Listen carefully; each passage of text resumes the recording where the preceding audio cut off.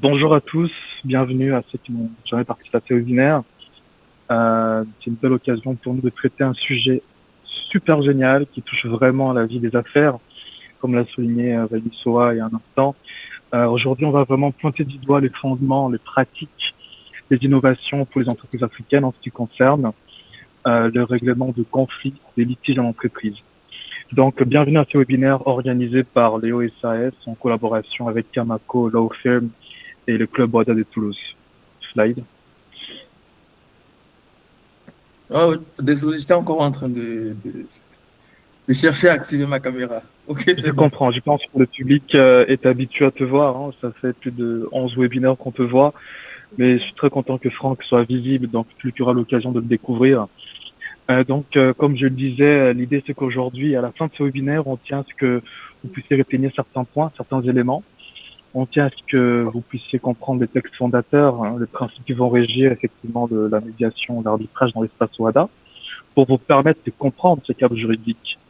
On va aussi analyser comment se déroule une médiation, un arbitrage concrètement, quelles sont les différentes étapes pour régler ces litiges et ces conflits. Donc, on va vous donner des mécanismes pratiques. Je pense qu'à la fin de ce webinaire, vous pourrez maîtriser ces éléments-là. On va aussi identifier les avantages concrets des différents modes alternatifs de règlement de litige dans l'espace WADA. Et vous verrez que nos intervenants vont aussi pointer du doigt la fonction juridictionnelle de la CCJA et finalement, pour vous permettre d'avancer dans vos règlements de litige avec vos partenaires, on vous aidera aussi à comprendre comment rédiger une clause d'arbitrage efficace. Donc, juste avant d'aller dans le vif du sujet, je pense que je ne me présenterai pas en profondeur parce que beaucoup parmi vous me connaissent déjà. Mais sans entrer en profondeur, je vais me présenter. Je vais laisser notre futur intervenant se présenter et on va commencer le webinaire. Slide.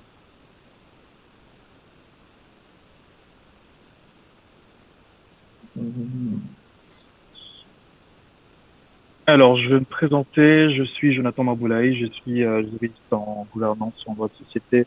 Pour des raisons de confidentialité, je garde les noms de mon entreprise pour l'instant confidentiels.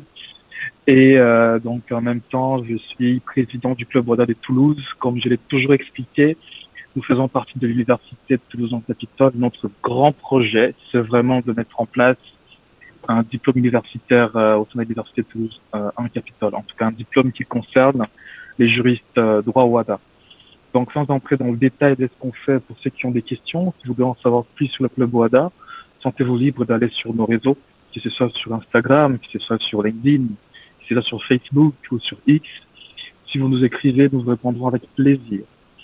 Et donc, sans pour autant tarder, je laisserai notre intervenant prendre la parole. Je vais laisser Franck prendre la main et vous distiller ses connaissances sur le sujet. Merci. Bonjour, Jonathan. Bonjour tout le monde. Merci de me passer la parole. Moi, c'est Franck Kamako, de nationalité camerounaise, avocat au barreau du Nigeria et du Cameroun, exerçant en droit de l'arbitrage en droit des affaires au Cameroun, au Nigeria et en France.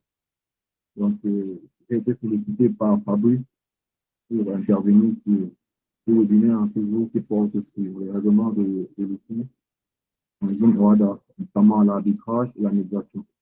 Donc, ma présentation sera principalement axée sur l'arbitrage et j'espère que, comme ça, ce webinaire, nous aurons l'occasion de découvrir davantage ce que c'est l'arbitrage, ses avantages, ses inconvénients et le rôle de la CCJA dans le procédure arbitrage. Merci.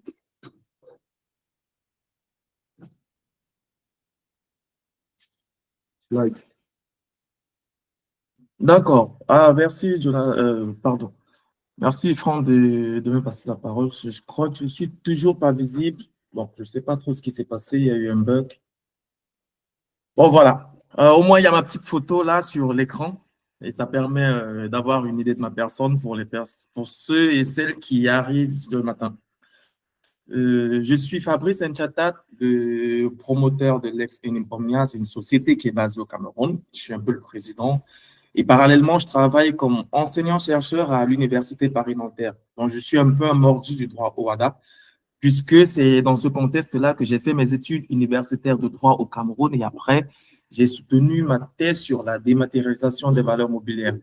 Donc, c'est justement tout cet arsenal juridique-là qui a fondé le contexte de la création de l'entreprise et de la poursuite des thématiques en droit OHADA qui s'orientent beaucoup plus sur tout ce qui est droit des sociétés, droit commercial du moins, tout ce qui touche au commun des affaires en termes de commercialité dans les 17 États de l'espace OHADA. Donc, parallèlement à tout cet arsenal juridique, j'ai approfondi mes connaissances et mes recherches en droit du numérique, principalement au niveau de la dématérialisation des valeurs mobilières et des blockchains, smart contracts, avec ces derniers temps des petites analyses aussi sur l'intelligence artificielle. Donc, sans perdre plus de temps, on va rentrer dans le vif du sujet. Bon, juste en parenthèse, Franck, est-ce que tu pourrais parler un peu plus fort parce que là, j'ai eu un peu de mal à t'entendre. Je ne sais pas si c'était pour tout le monde. Ok, ok. D'accord, voilà. Là, je pense que c'est beaucoup mieux. Merci. Et Jonathan, merci aussi à toi pour cette brillante présentation, comme d'habitude. Je ne vais pas revenir là-dessus. Donc, OK. Pour ce qui est justement du cadre juridictionnel OHADA et la typologie des modes de règlement, il faut déjà comprendre que dans l'espace OHADA qui regroupe 17 États membres, on a fait un peu une présentation avec Jonathan il y a quelques mois, ça devait être en janvier, sur le contexte normatif et la naissance, la genèse de l'OHADA, qui est une organisation qui regroupe 17 États dans lesquels les mêmes règles s'appliquent en droit des affaires. Donc, dans ce contexte-là, il faut savoir qu'avant d'arriver à l'instance faîtière qui est la Cour commune de justice et d'arbitrage, la CCJA, il y a au préalable, en aval, les tribunaux étatiques en face desquels il y a des défis d'efficacité sur le plan judiciaire. Donc, dans l'espace OHADA, justement, les juridictions nationales sont les premières saisies des litiges commerciaux. Bon, toutefois, leur structuration varie sensiblement d'un État membre à un autre. Bon, c'est pour dire que vous pourriez voir des petites divergences pour une juridiction qui se trouve, par exemple, au Cameroun et une autre qui se trouve en Côte d'Ivoire, même si on sait qu'au fond, c'est l'OHADA qui va coiffer un peu, qui va harmoniser les règles qui doivent s'appliquer dans ces différents États. Donc, certains disposent de tribunaux de commerce. Par contre, dans d'autres juridictions, précisément au Cameroun, on va confier les affaires qui traitent du commerce aux juridictions civiles. Et c'est dans la nomenclature de la juridiction qu'on va confier les dossiers en fonction des compétences des magistrats. Donc, cette diversité peut, un temps soit peu, nuire à la lisibilité du système. Et l'absence dans ce contexte d'une compétence commerciale clairement harmonisée entre les pays de l'OHADA crée des zones d'incertitude juridique. De plus, il faut relever aussi qu'il y a des lenteurs dans la majorité des juridictions étatiques qui constituent un obstacle majeur à la sécurité juridique. On a par exemple des retards dans la fixation des audiences, l'accumulation de dossiers en souffrance et les délais de traitement qui sont plus ou moins longs. Et ça, notamment auprès de la Cour d'appel. Et comme je le disais, il y a dans cette instance faîtière qui est la CCJA. C'est vraiment l'organe supranational qui a été consacré par le traité OHADA pour connaître en dernier ressort de tous les litiges commerciaux qui vont naître dans les différents États. Donc, cette Cour commune de justice et d'arbitrage constitue la pierre angulaire du dispositif judiciaire de l'OHADA puisqu'elle a été instituée pour assurer une interprétation uniforme des droits qui sont issus des actes uniformes dans les 17 États membres. Parlant d'actes uniformes, il faut compter en moyenne 10 actes uniformes. Il y en a qui portent précisément sur le commerce général, sur les sociétés générales. Il y en a 2 qu'on va voir justement dans le cadre du webinaire. Il y en a beaucoup d'autres sur les procédures de recouvrement, les voies d'exécution, etc. Donc, le rôle est plutôt fondamental afin de maintenir une cohérence dans l'application de la norme OHADA indépendamment des juridictions nationales. Donc, ce qu'il faut retenir dans ce cas, c'est que la CCJA est investie d'un pouvoir de cassation puisqu'elle peut être saisie après les juridictions nationales pour contrôler la régularité juridique des décisions rendues. Donc, cette compétence de la CCJA permet d'éviter des divergences d'interprétation entre les États membres et de stabiliser la jurisprudence en matière commerciale. Ce qu'il faut noter aussi, c'est que la CCJA joue également un rôle en matière d'arbitrage On va revenir un peu plus en détail sur cet aspect-là. Et en plus de sa mission juridictionnelle, donc voilà, elle abrite un centre d'arbitrage et ceci permet d'administrer des procédures d'arbitrage institutionnel avec un avantage unique, c'est qu'il y a la possibilité pour la CCJA de délivrer elle-même l'exécution de ces sentences. Bon, je ne vais pas m'attarder là-dessus parce que Franck va revenir sur ces éléments-là, mais ce que vous pouvez noter rapidement, c'est que le siège de la CCJA, c'est à Abidjan, en Côte d'Ivoire. Donc, en termes de limite des voies juridictionnelles classiques, donc pourquoi est-ce qu'on devrait recourir au mode alternatif de résolution des litiges? Donc, premièrement, parce qu'il y a les délais excessifs. Ça, c'est un point qui a été soulevé plus tôt. On a le manque de confidentialité parce que justement, lorsqu'on est dans une juridiction nationale, l'audience est publique, on peut avoir des informations sensibles pour une entreprise qui sont portées à l'attention de tout le monde alors que ce n'est pas un peu l'objectif recherché. Et il y a aussi des atteintes à la réputation des entreprises. Paradoxalement, il y a ce point qui est le coût qui peut être apprécié de différentes manières.